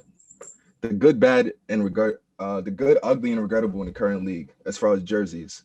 Let's start with a good jersey first. Which New Jersey do you think is took a good spin on the old jerseys? The good, I think, definitely the Brooklyn Nets blue ones. The throwback to the New Jersey Nets of the early '90s. I think they kind of it's not as good as the old one because they kind of did like a little tie-dye version of it. But that Tie-dye is in, by the way. Tie-dye is definitely Is in. it really? I think so, man. I think so. The quarantine does crazy things to people, man. I don't know. Yeah, it was in back in the 70s. I don't know. I don't know if it's in now, but I don't know. I think it's a good jersey, but I don't think it's as good as back it was in the 90s. But that's definitely one of my goods. The other one I would say is the Portland Trailblazers red jerseys. I don't know. I'm just a big fan of the red and black. I think that should be their regular jersey. They always go with the black or the white. The red, I think, just makes them stand out more. I think they would probably sell more jerseys. I would definitely buy them if that was like their home jersey. Yeah. I don't know. Maybe I'm biased because red is always like my favorite color, but I just think the red and black is a very good jersey. Dope. So you wearing red right now, bro. You wearing red right now. Well, as evidenced by your current attire. Well, yeah, different sport, but I think just about every team I like is red, with the exception of like maybe two of them. All right. Okay. Nice. All right. So for the terrible, The terrible. how do you feel? The terrible. I've got to go with my team, the Los Angeles Clippers. Ooh. Ooh. Are you talking about the Saints Row? The Saints Row letters? Yeah, really, that's what it jerseys. is. To me, I don't know. You might as well call them, the Los Angeles Spurs or the Brooklyn Clippers. That's basically what it looks like. It looks like a Clippers or a Brooklyn Nets jersey. I feel like they've never had good jerseys, with the exception of, a few years back in the mid 2000s or late 2000s, when they had like Andre Miller, Darius Miles, those are red and blue ones, and I think they had a couple good years when they had the CP3 ones. But now I don't know. It just seems like they have the most generic jerseys in the league. It seems like they maybe just hired somebody that took 2 minutes to design these things, and I just feel like I could do kind of better if you put me on like 2K and had me design the jerseys. Right. I feel the same way. And I think I saw like a meme. I don't know, when they first came out, they looked like the old Madden logo. Yeah. Right. Oh yeah. Oh wow. But yeah, their jerseys as a whole. But I really don't like the Saints Row, as you call them, just because it looks just like the home jerseys for Brooklyn and the San Antonio Spurs. Right. So Saints Row was a fun game though. I never played it. I'm a video game guy, kind of. I play a couple times a week. I never played Saints Row. Go back and play. I recommend it. Okay. You gotta wear the jersey while you play though. Yeah. I'm good. And live stream it. We'll put it on Hoops Boys Pod on Instagram. Right. All right. So lastly, regrettable. Like, who shouldn't have made a New Jersey? I don't know if this is like a new jersey, but I never liked this team's jersey ever since they came in inception. The Oklahoma City Thunder. Dude, I agree. Terrible. It's just like a terrible combo. The orange and the blue. If I were management, I would have just called them Oklahoma City Sonics and kept up with the Sonics jersey. Right. Yeah. The old school one back in like the 70s, the 80s with the light green, the yellow. I didn't like too much the ones they did like in the mid 90s. The Gary Payton, Sean Kemp ones in the finals one. I don't like those as much, but they could have named them the Oklahoma City Sonics and kind of maybe done an updated version of the Sonics jersey. But the orange and the blue, I don't know. It just gets me. It looks like, I don't know, like a dance team's jerseys or like old high school like teams jerseys that like just had to throw some uniforms together. And I don't know, just the combination, the color combo, and the uniform just look very bland. Like just says the team's name, like no kind of flair to it. Yeah. It brings up an interesting point as far as continuation of names. One example would be Rusty's jersey of choice at the moment is the Jazz. Yeah, baby. But the New Orleans Jazz made sense. They moved to Utah. They kept the name. Yep. Right. The Hornets, when they left Charlotte and originally moved to New Orleans, they kept the name. So, Right. and you think about Thunder, Sonics, both auditory themed names. Why not? Why didn't they keep this? And of course, Right. the amount of I- years going on now that the Sonics can't get their team back, like, is this just like hate on the Sonics? Right. I even think the name flows better. Oklahoma City Sonics. Yeah. It Yeah. does, definitely does. Or the Sonic Boom or some shit. Oh, Right. can I curse on this? I'm sorry. My bad. Bleep me out. Bleep me out. Bleep me out. Chase, deduct 2 points, please. Yeah. Now you're gonna get that heat. It's around the horn. I'm gonna play off of one of your goods, and hopefully it's not the same jersey we're talking about for my regrettable. And you brought up the Blazers. I hope you were talking about that Oregon one.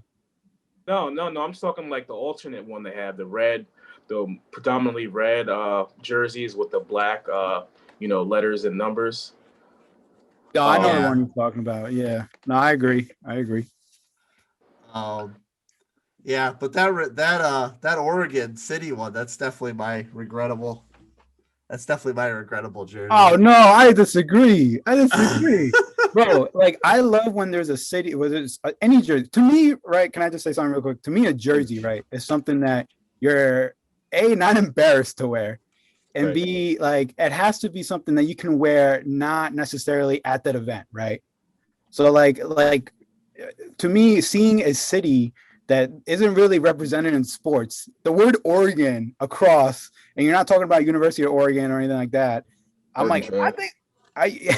I think that's pretty cool, man. I don't know. It kind of stuck out to me. Yeah, I agree. The design is very fucking simple. Like Chad said earlier, one of their, someone just like designed it in NBA 2K creative player.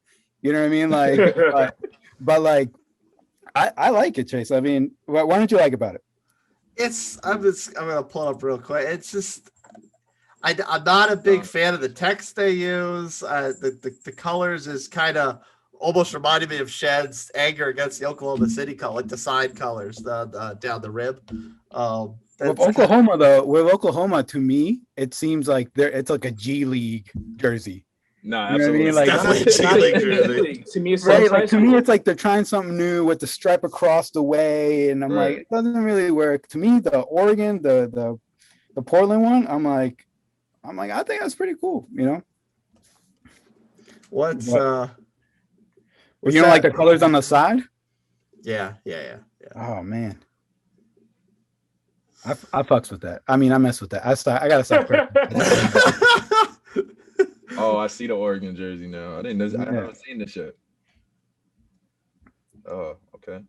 What's I think another one that's regrettable is the Boston Celtics new one. Oh It has, yeah. the big Boston Celtics words on it. And creamsicle. you Like know what green that reminds creamsicle. me of? It reminds me of how they write their name on top of their banners. Right? Yeah. It doesn't look like it belongs in a jersey. Right. And I have two more kind of regrettable ones. Or kind of I don't know if they still wear them. But I don't know if you remember when the Memphis Grizzlies kind of had a throwback day. They had I think it was a green top with yellow shorts.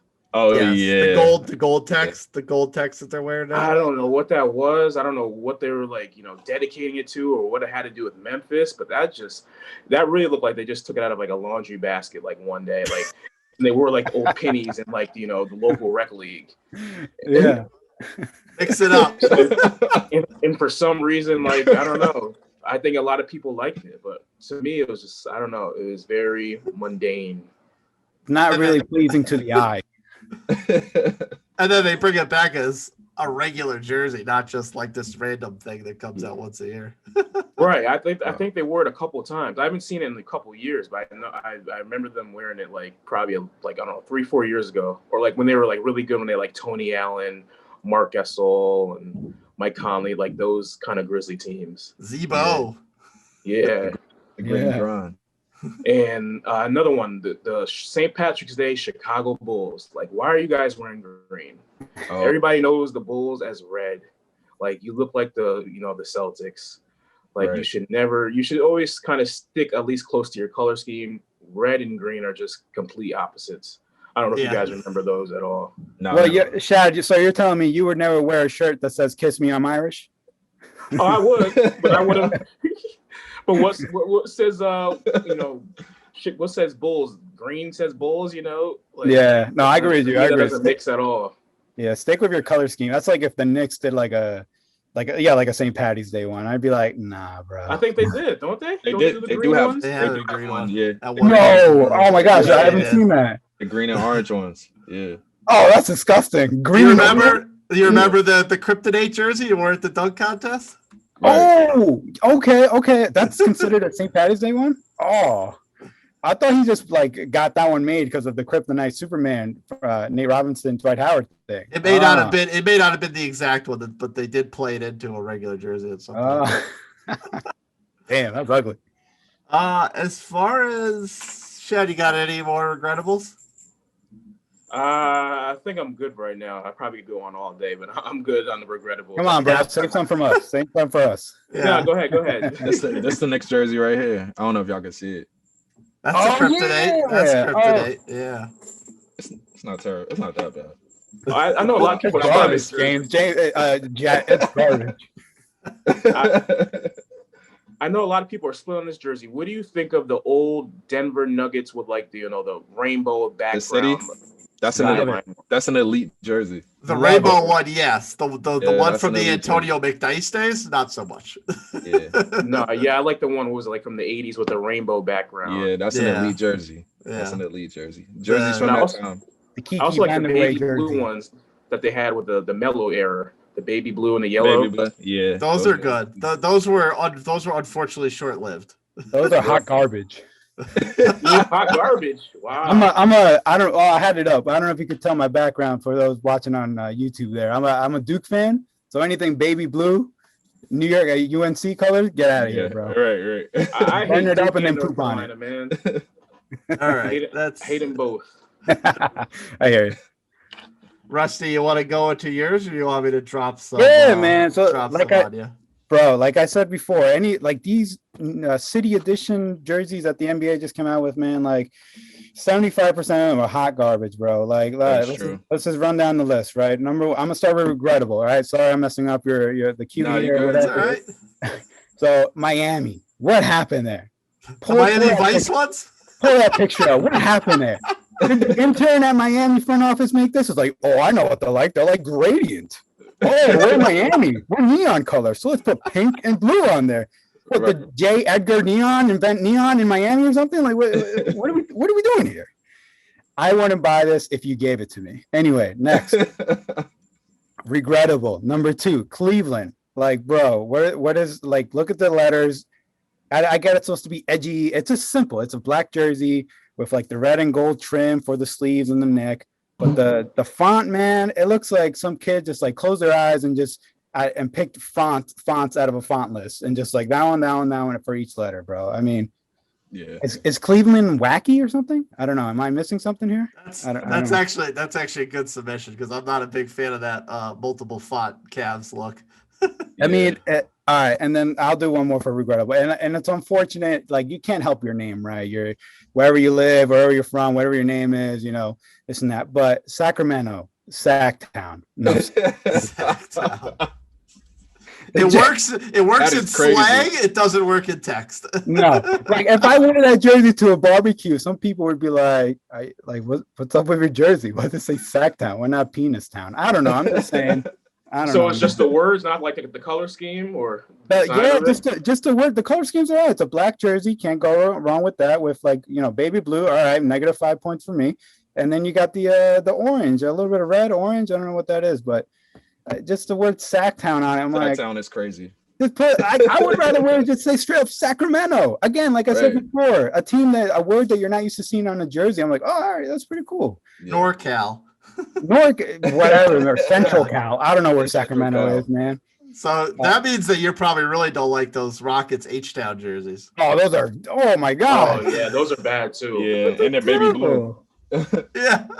Like how opposite can you be from your color scheme? Like Shad said, like I get it. You want to be different. You want to be eye-catching, but Like, baby, your whole franchise is like red and white and a little bit of orange. Like, these are baby blue with royal blue. Like, what? Yeah. I don't know, man. Very bad. Can I just say one I actually really liked? And I you know, with the color scheme or whatever, but I'm still digging, you know, San Antonio, man. San Antonio's with No. that black jersey with that stripe across. I mean, it's a perfect blend of like retro and like new at the same time. Because those kids, if you show this jersey to a kid who grew up in the 2000s with the Spurs logos that we know with the black and white and whatever with the Spurs, they're gonna look at this and like, oh, okay, that's pretty cool. That's new. It's not new, but they don't know. Yeah. They don't However, it's not necessarily a throwback to the team. That jersey's a throwback to their old arena. That's a throwback to the Alamo Dome. That's not a throwback to anything. You're dropping knowledge on me, CProc, but I love it. I don't care. So I love the San Antonio, and it's a black jersey again. You can't go wrong with that, man. Oh, and sorry, real quick. I love the Suns jersey, the Valley one. Yeah, the Valley one's dope. It's a black jersey with like a sunset in the back. It's like pixelated too, and you can kind of see like the city and a silhouette with the number underneath of the jersey, and it says the Valley. I think that's pretty cool. You know, it's a talking piece like the Valley. What team is that? Phoenix? Oh yeah, cool. I don't hate the Valley jerseys. I don't hate the Valley jerseys, but I don't love them either. I get it. I don't know. I get it. It doesn't help that the sponsors are on all these city edition or most of them, and the word PayPal is front and center. Right. Yeah. Not really sexy, if you want to say. PayPal. Yeah. What if Sacktown and PayPal? Yeah, Sacktown Venmo. Venmo. I don't know, man. So I love the Phoenix one, I love the San Antonio. I could like throw away the Miami ecstasy pixie dust thrown on a white jersey situation they got there. I feel bad for that jersey. Bro, I feel if they win the championship in these jerseys, oh my gosh. I'll like give up being a basketball fan, I swear. Yeah. So I got a question for you guys. Would you say the jerseys with sleeves, are those regrettable? Remember like a couple years ago the teams came out with sleeves jerseys? I didn't Pack those up. Listen, man. You don't mix church and state. So it felt a little weird to me. You know what I'm saying? So I was like, these are like professional athletes. What are you doing? Like cover like I'm gonna do that, and I'm not a professional athlete. Right. So it felt a little weird. I don't blame them for trying though, because like any people wear undershirts anyway now because of their compression or whatever. But like, just legit, just having the whole thing. Like, you think people are gonna? I don't know. I'm curious about the numbers about those jerseys. How long did those come out? Do you remember, Shad, or no? I'm pretty sure that was probably like 4 or 5 years ago. I know, like, you know, when I think of the sleeves, I think of, you know, LeBron James making that block in the finals. I know he had the sleeves on then. Because he ripped them, remember? That might have been like the last year they had it. I think they only had it for maybe like a 2-year span or so. Yeah. A lot of players just complaining about the sleeves. So I don't think they're gonna revisit that. Yeah. Real quick, because we're running short on time. Round the table real quick. What do we all think about the Warriors Oakland jerseys? Love it. Love them. Referencing the Antoine Jameson days. I don't like them. You don't like them? I didn't like him at the time either. Oh, okay, I get you. Like consistency. Yeah. To me, it's good because I remember this style with the blue and the yellow. It had the word Warriors on it, right? They're the Golden State Warriors, and I'm like, what? Where's Golden State? What? I don't get it. At least with the word Oakland front and center, I'm like, oh, you know. I get it now. Yeah, but it's like they never really associated themselves with Oakland. That's what I really don't like. They've always kind of said they're like San Francisco. They never really, I don't know if they're afraid or like they don't think Oakland's good enough, but they never really associate themselves with Oakland, in my opinion. As someone who's been to Oakland, I can't totally blame them for that. Wow. Wow. When I think of Oakland, I think of that YouTube video that's like with the whistles on the car. Y'all ever see that video? And it's like these two guys are like, those are just for decorations. People are complaining about these loud whistles on cars. Y'all ever hear the whistle? Woo woo! I don't know. That's all I think. Look it up. Anyone listening out there, look it up. Like Oakland whistle car, done. All right, bet. I'm gonna do that. All right, so I have a question. One question. How do you guys feel about the new Knicks jerseys? Yo, Oh, I haven't seen them. the They city that are- never sleeps. Oh, They are terrible, bro. They did us filthy. Whoever designed No, I don't think I've seen them either. Yeah. They're bro. they're nothing to write home about. I'll tell you that They're much. not good, bro. They're not good. Well, does that surprise you? Oh, bro, I'm looking at it right now. What is this? Hold on, chat. Let me. It's a sundial. That's what it is. Yeah, I don't know what it is. Can What you is see that, bro? It What is says the that? city that never sleeps. That's terrible. that? And there's like a gradient thing on the side again. Oh, They're killing me with the gradient. They're killing me with it. Someone was really high on that. Someone was really high on Photoshop. That should have just been in design. Right. Photoshop is just getting rid of the gradient in Photoshop, and they're like, "We gotta make use of this, bro. We got Bring it it back. perfect in design." Right. All right. How Oh, about the Pelicans jerseys? The city jerseys. Did The you see floor, it? I like the floor. I was thinking I didn't, but I like the floor. You like it? Yeah, That's the white one, right? yeah. With the Saint Spade on it. Right. I think that's like, yeah, that's timeless. That's classic. You can wear it wherever. I like it. Yeah. All right, real quick before we wrap, what's our favorite '90s, early 2000s retro jersey? I'll start off and say the Piston Stallion. Ooh. Yeah. Oh man, that's regrettable to me. What's You yours? talk about things that don't match. I kind of have three or a couple that I don't know. I can't decide. I'd say one is the old school Hawks one, the Yeah. black and the red with the big hawk in the front of it. Yeah. For some reason, I don't know. I just love those. Like back when Mutombo and Steve Smith were playing for the Hawks. Mhm. And I also like the Knicks jerseys. I had like kind of the black in it. The Allen Houston, Latrell Yeah. Sprewell, like Yeah. era Knicks. Those are fire, man.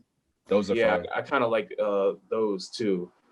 So those will kind of be in my top two, and of course, like the Chicago Bulls black, the black jerseys, Yeah. the Jordan days. I Jordan. have many nightmares where I see Jordan beating on the Knicks with that jersey. So Yeah. So those would probably be my top three.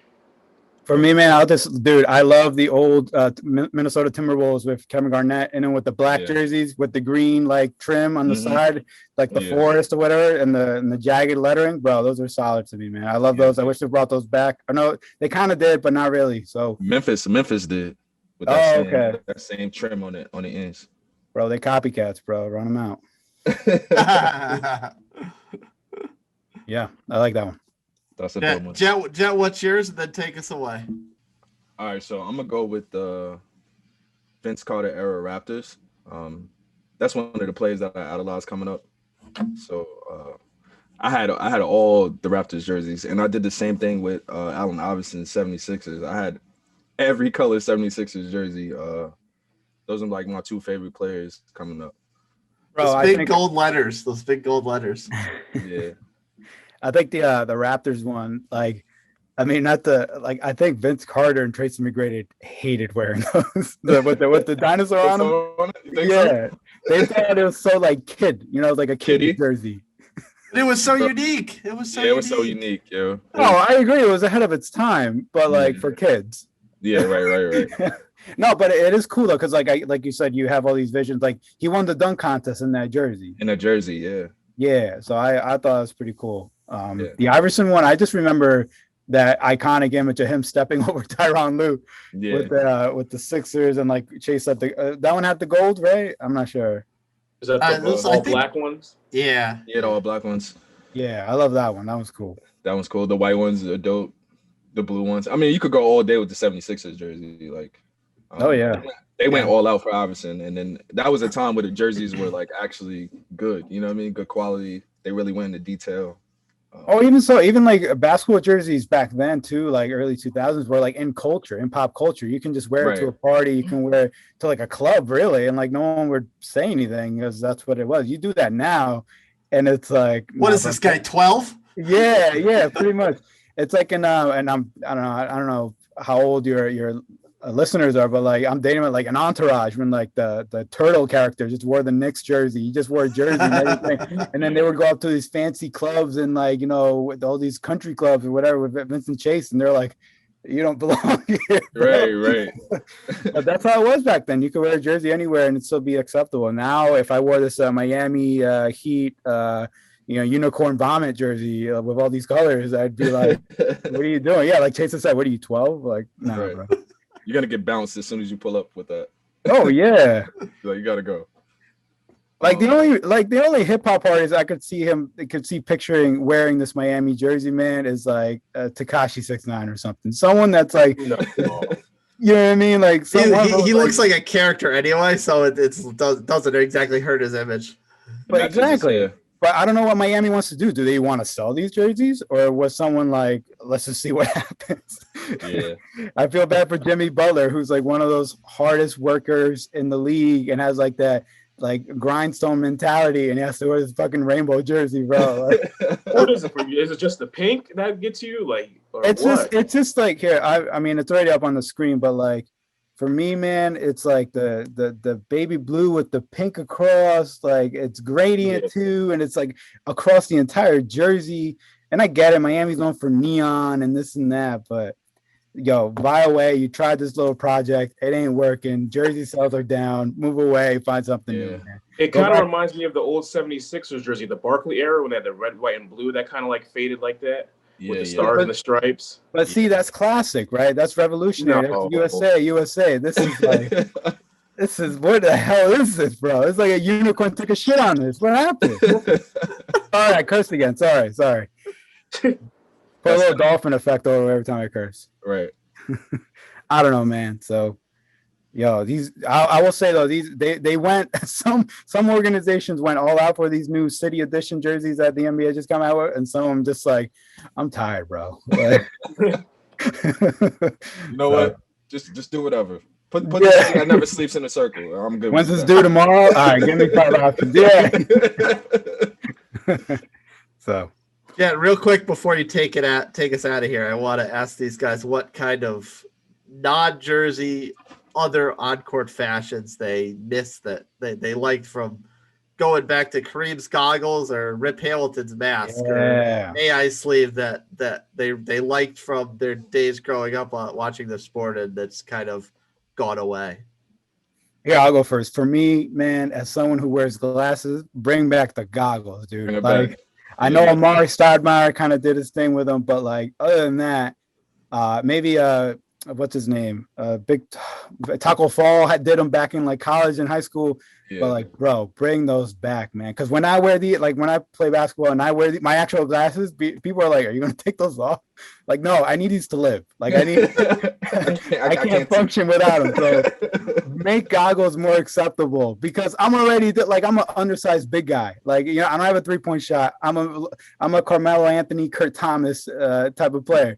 So like when I'm already doing baby hooks, and I'm like, bro, you trying too much. You trying too much. So bring the goggles back, make them acceptable, and save me the ridicule, please. It's a selfish request, I know. Chad, what are you feeling on that? About the goggles or Anything. No, by all means, if you need to take a dump on Juan's goggles thing, go ahead. But please do bring it. I welcome it. But also anything else that's goggles, gone that you want to bring back. I absolutely hated the goggles. I think only person that made them work was Horace Grant. Other than that, I don't think anybody made it work. It just made the NBA look nerdy, especially when like Kurt Rambis wore them. Like he didn't even wear goggles. He wore like straight glasses, didn't he? Yo, Kurt Rambis to me is like the guy like, yo, we need a fifth. What are you doing? He's like, I'm about to go go work at the IRS. All right, you're good. You're 6'9". Go use your six fouls, please. Go hurt somebody. Real quick, I'm going to the laundry. I'll be back in a beat. But yeah, I don't know if this is still around, or maybe it probably is. But I miss the Allen Iverson sleeve. I don't know. It seemed like when he had that, everybody like kind of had that, like not just in the NBA, but just like the playgrounds. Everybody, I don't know. I think he had it for like originally for like an elbow injury, and then like I don't know, it just kind of caught on, and everybody just loved it. And I swear for like at least like a 2-3 year span, everybody had a sleeve. Bro, Reebok, yeah, like Reebok just had like just saw dollar signs. Like, keep wearing that. I don't care if you're healthy. Just wear it. I always thought that was ironic with Iverson because part of his brand was all his tattoos. And then he Right. wears this compression sleeve that covers up 3/4 of his arm tattoos. Right. Now, I will say, like Shad just said, like you see it everywhere, even on the court, wherever you go play pickup. But there is a fine line, right? If you see a guy that's wearing the arm sleeve, the headbands, the other armband, the compression shorts, and this, He's and not that, good at basketball. you know, that person is trash. He's I mean, trash. get him out of here. He's trash. That is the worst player on the court, man. worst you player. try too hard. So that's what I'm saying. The arm sleeve is fine. I like to see that make a comeback, and I think some players wear it, but again, for like a game or two. But like once you see that player, like I'm playing pickup ball, and you see him wearing like 5 different accessories, with a chain, nah, nah. I would like to see free size suits make a entrance back into the league. What? Wait, what do you mean? What? Free size suits? What do you mean? What is Remember when the NBA players used to wear the biggest suits in America? Oh, like kind of like the Steve Harvey style, Yeah, the right? Steve Harvey suits. I need to Yeah, see that make a yeah. comeback. like in the pregame, like when they had the camera walking them to the arena? Right. You don't see any shoes. It's just pants. He looks like a little kid on his way to like his first recital, bro. Right. Joe wants some of that Cam Newton flair from press conferences. Oh yeah, that's a big step, isn't it? Nah, that is. Those big ass suits to the Cam Newton wearing a fedora, talking Right. about his screen passes. Hey, don't you hate on the fedoras? With a Zorro hat. With the tassels coming down. Yeah. Oh my gosh, man. Oh man. But yeah, That good was- stuff. Good stuff. Those were the times back in the 2000s, yo. Everything baggy. Everything baggy. Yeah. We did things big like Texas. Sure. But yeah, good stuff, guys. We gotta Yeah, go man. pay some bills. But we will be right back and talk about some of the kids at the cool table. Ooh. Thanks for kicking it with us with the Hoop Boys Pod, and we'll be right back.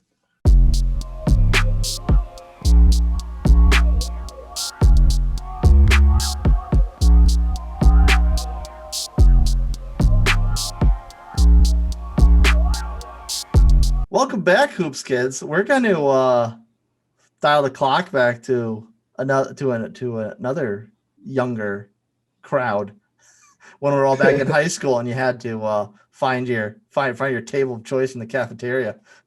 Yes. Because we all know there's a very important decision you made the first time you stepped into the caf. So first off, I'm gonna bring the graphic up right now. We're gonna completely disqualify table one because anyone's gonna pick, anyone's gonna choose to sit with Kobe and Jordan. That's kind of like the equivalent in high school of going to sit down with the captain of the football team and the head cheerleader. So Right. we're just gonna take that table off. We're just gonna take that table off the list right now. That's like elite status. You're a little freshman. You ain't going to sit with no seniors. Okay. Bye. So other options, we have the former malcontent siblings at table 5, James Harden and Russell Westbrook. Yeah. We have table 2, the former Duke buddies, RJ Barrett and Zion Williamson. We have table 4, how would I describe these two? Is this like a protege mentor relationship? Insanity and Trey. I was in the NBA before you were born. Yeah. We have. I don't know. Yeah, that's I don't know how to Master Yoda. describe that. Yeah. Master Yoda and Luke Skywalker right there. Yeah, I like that actually. A little Jedi table. It's a Jedi table. Table 3 is the current, well, but prior to the trade this year. This graphic's a little old. Prior to the trade, the big blockbuster James Harden trade. This is the Brooklyn Nets twins. You have the Los Angeles Clippers twins at table 8, Kawhi Leonard and Paul George. You have the original Splash Brothers, or I guess they're also the current Splash Brothers, despite Clay's injury. Clay. Yes, We need you back out there. Please do. Please come back. But you know what? No, Clay should do exactly what Durant did last year. Take his time. Come back next take his year time. full- yeah. Yeah. So the Splash Brothers we know and love will be back in full force when they are back together. Table 6 is our Lakers cohorts, LeBron and AD. Table 10 is assuming the middle one is LiAngelo. Yeah, that's I LiAngelo. I see Lonzo and LaMelo, so that's the ball boys table. That's the ball boys, yeah. And oh boy, table 9, class clown all by himself, Drake. Drizzy Drake. Yeah. So if we're taking off the elite table, where are you gonna sit, Jet? This has really been racking my brain because I was thinking like, all right, definitely don't want to sit at table 3 with KD and Kyrie. Kyrie will leave in the middle of lunch. Kyrie leaving in the middle of lunch, and I have to listen to him talk about the world is flat for the whole lunch period. And KD might talk trash about me on his burner Twitter account, so I don't know if I want to sit next to him. That's true. KD could be the rumor mill in this high school. Nah, he is. He's the one spreading all the gossip. Yeah. Let me see. No, the 8th table with Kawhi and Paul George. I think it would be weird at that table because Paul George would probably be crying the whole time, and Kawhi just wouldn't say anything. He'll just point at stuff and grunt. Yeah. That's like the nerd table. It's like the nerd table. Everyone's quiet and depressed. Oh, you know what the table is? I'm sorry. And I love emo kids, but that's probably the emo table. That is the emo table. I love emo kids, but that's definitely the emo table. I'm a little bit of emo kid in myself, so I can't hate on them, but that's definitely the emo table. Let's see here. I mean, I think table 10 would be hilarious. I think LaMelo is a clown, and possibly the big ball might pop out at lunch and cause a scene. So, you know what I mean? Sitting at that table might be a little, you know what I mean? The big ball is the security guard in high school that nobody took seriously because he was cool with everybody. But if I had to say that where I would like to sit, I think I'm gonna go sit with my boy Drake. He's all lonely over there. He's all lonely over there. He's all alone. He's smiling. He's having a good time. You know what I'm saying? I know all the girls are gonna go to that table, so that's where I'm gonna be at. That is a good point. That is a good point. Because if you think about sports as an isolated group of fandom, Drake has a wider range of appeal to the rest of the school. So that's a very good point. Yeah, he's an ambassador, if you will. He may do some stupid shit and make you regret your decision halfway through the day, halfway through the semester, but he might get you some honeys. Yeah, for sure. And I think the Splash Brothers table, I don't know, something too clean about Steph and Clay for me. As far as like clean. Yeah, they're like goody two shoes, you know what I'm saying? Like that's the image they give off. The teacher's pet table. That's the teacher's pet table, you know what I mean? I'm not with that. And the table number 4, I love Trey and I love Vince. They're both special players, and Vince holds a special place in my heart. I'm pretty sure as well as he does with you. He does. So I wouldn't mind I wouldn't mind sitting there as well. You're taking Drake though? I'm taking Drake. See, you know what? You're changing my opinion on that because I was definitely not going to take Drake, but that's a clean insight on that. I will say table 10 is kind of like, this is where I want to get out in front of the curve. Because they're the new kids on the block. They're coming in. You don't know how they're going to mesh in with the chemistry of the class, but you could wind up rising to the top by the end of the school year, and you could be also you're the popular guy. You're the Jordan. You're the Kobe. You're the captain of the football team. You know, right. So that's a sneaky dark horse option. I'm not going to table 6. I think LeBron and AD could be a little pretentious. Yeah. Yeah. I do like your take on the Splash Brothers being the teacher's pet table. I love your take on table 3. That is so accurate. And table 5 is definitely the bad boys table, so I'm not going to go. No, yeah. That's the bad boys table. And and You know what though? I'm gonna be weird though. I am gonna take table 4 Table 4. because Okay. I'm someone that can appreciate, that can hang with people younger than me and hang with people older than me. I get you. I'm someone that I'm very, very confident. As much as I love each one of particular friends groups of mine, I like to have half a dozen of them. Right. So I need a friend group in that senior class. I need a friend group in that freshman class. I get you. You need to So know what's going on in the world. Right. So I'm taking table 4. All right, that's a good choice. Yeah. We got any more fun stuff to bring up on the on this show? Yeah, we have a mailbag question. Mailbag messages. This message is from the homie Josh. Who you got taking the last shot to win? Dame Lillard, Kevin Durant, or LeBron James? This is very difficult for me because I love Dame Lillard. Absolutely. I love Dame Lillard, I love that you come in the league. I love that. I mean, granted, he's had some injury things that has kept him off the court in recent years. But when he first came in, he played every game. And I don't know why, but I love players that play every game. Yeah. So as much as I love Dame Lillard, I do have to take Durant on this because seeing, as we discussed in the previous segment, seeing what Kevin Durant can do in super clutch moments and just the ice in your veins kind of mentality as to taking shots. I mean, of the three of them, there's no one I'd rather have to. There's no one I trust more taking that last shot, at least currently playing in the league. I get you. Yeah, I agree. For me, I like all three of these choices. Like we seen Dame hit big shots in both regular season and playoffs. Hell, he even blew a team up. You know what I mean? Remember that shot over Paul George? He blew the Thunder yes, that's right. Just crucified the buildup of that team and like, okay, that's not a thing anymore.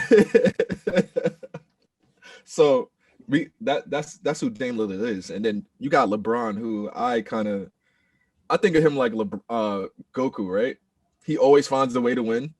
You know what I'm saying? Like he does things that's yeah, bro. Like in clutch moments in games, he does things that are not high in his skill set, like hit fadeaway threes from half court. You know what I mean? He doesn't do this regularly, but in those moments, he wills those shots in.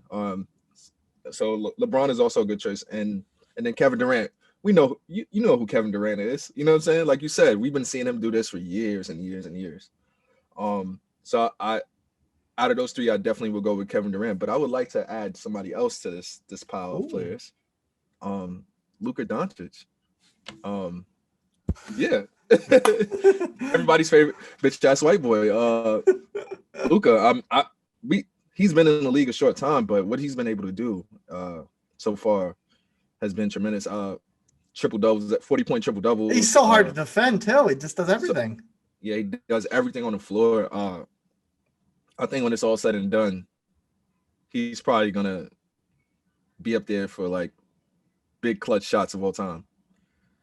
Because the makeup of his team right now, you got Kristaps Porzingis, who's injury prone. You know what I mean? But when he does play, he's good. But it's going to be a lot of times where Kristaps isn't going to be available for the team, and Luka's going to have to put on a show every night. Right, he is, because Porzingis is still a good player, but he's definitely not living up to second star billing right now. Yeah, absolutely. And I feel like Luka's going to be put in those positions where he's going to have 40 points and a triple double and hit the game winner. You know what I mean? Just to win games. You know what I mean? Yeah, he's going to be feeling like the early LeBron Cleveland years pretty quick. Bro, it's getting spooky over there. They got a the Smush Parker and Anderson Varejao teams. Smush Parker, fucking Drew Gooden with oh God. I saw a graphic this week that had it was a split, and it was comparing the Warriors with the Splash Brothers and Durant to LeBron's first finals appearance. And I'm looking at all those old Cavs players. I'm looking, how? It really brought me back to reminiscent of like how improbable that finals run was for them.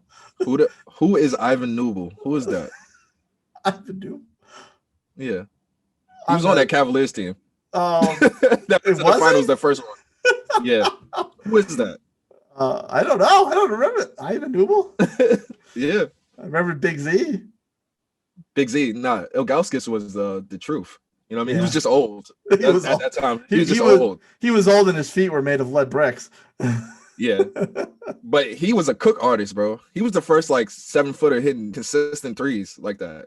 You know what I mean? Not the first, but like, because Avitas Sabonis was hitting threes, but Ilgauskas was hitting threes back then. You know what I mean? When it was taboo for a guy of his size to shoot that. You know what I mean? Right. Yep. And who is their starting point guard? I said Smush Parker before, but I don't think it was him. Booby. It was Booby Gibson. Oh, you're right.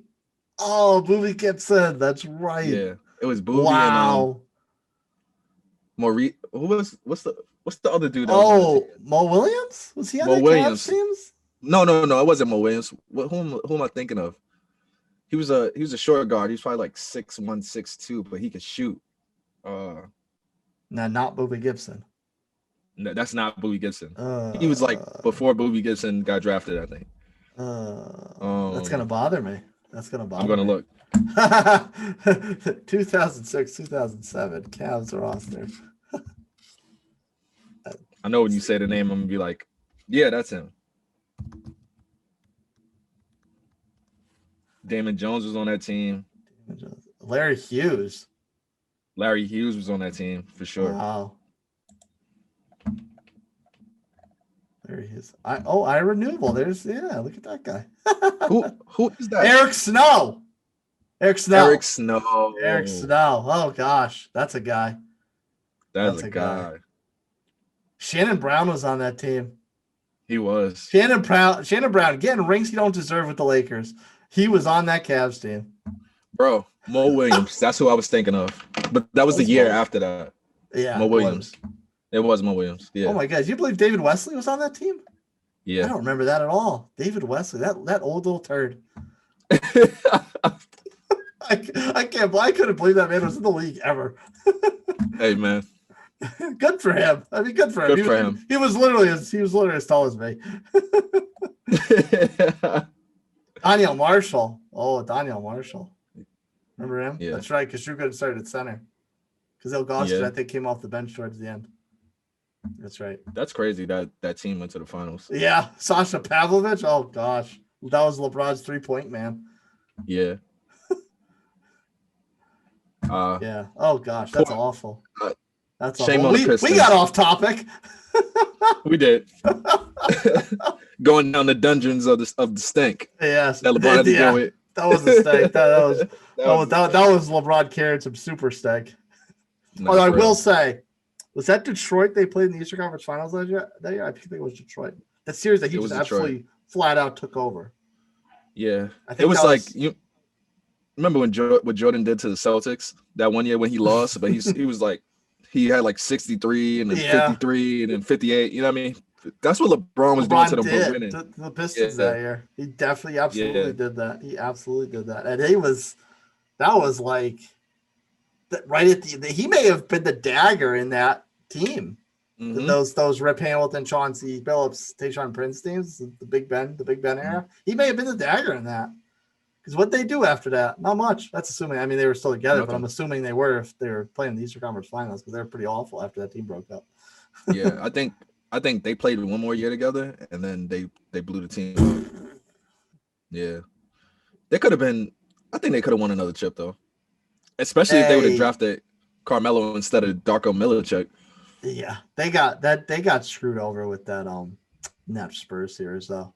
They had a big opportunity. I mean, not screwed over like by the officials or anything like that. That was a very clean NBA Finals if memory recalls. But like that was their opportunity to cement real legacy because they absolutely could have won both those series. I mean, I think as far as I recall, the 05 Spurs, as good as they were not as good as the 03 Spurs. I really think all of the Spurs championships, that 03 team was the best. I agree. Yeah. That's what David Robinson and yes. Yeah, they're both there. They were both there. That was David Robinson's last year. Yeah. That was baby Tim Duncan. It That was was Tim Duncan. That was windmilling. yeah. That was MVP Tim Duncan. Yeah. That was and that was Manu's rookie year. Manu Ginobili's rookie year. Tony Yeah. Parker was still pretty young. Yeah. Second year, I think. Might have been a second year. Yeah. But that team was. Oh, Michael Finley was on that team. no. That was he was still rolling with the Mavericks then. Okay, got it. Yeah, he was still rolling. He didn't with the come to Mavericks. afterwards. Okay, Yeah. got it. I don't know if he got a ring with them unless he got on that team that they beat LeBron, the Heatles. The Eagles. The Heatles. It's just a stupid name, but I love it so much. Yeah. All right, that was a great show. I'd say. Yeah. Kiss these kids goodbye, Jet. All right, kids. Thanks for kicking it with us. This has been a tremendous show. We had a lot of fun. Until next time, stay tuned. Go to our socials at Hoots Boys Pod on both Twitter and Instagram. And you know what I mean? Just shoot us, drop us a line. Just connect with us. Ask us Best some way to get on the questions. show. Yeah, it's your best way to get on the show, man. Yeah. Hoops Boys. Over and Be out. real. Jump shot. Kobe.